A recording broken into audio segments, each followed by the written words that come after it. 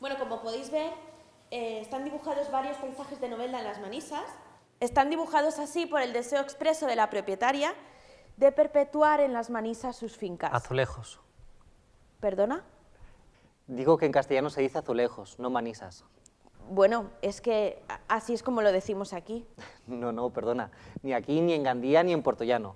En castellà se diu azulejos i en valencià manises. Vos te perdone, no sabia que havia un corrector lingüístic aquí entre els visitants. Escolta, que jo no volia molestar, era només un comentari. Bé, doncs, ja l'has fet.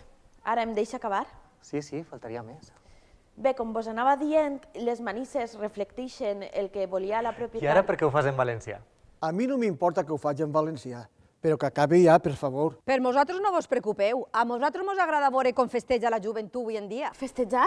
Nosaltres no estem festejant si ni tan sols el conec. No discutis, que és que ens han pillat. Agafat. Què? Pillat és un castellanisme. En valencià es diu agafat. Perdona, què passa? Ara també eres tu la correctora lingüística o No, què? perdona, el que ha vingut així a corregir-me ha sigut tu. Jo no he vingut a corregir-te, jo simplement he opinat. Que bonica és la joventut i tal. Ja està, que no sé per què em vens la meva explicació. Però qué manera en que... Que no? Estava fent l'explicació ja. No, perdona.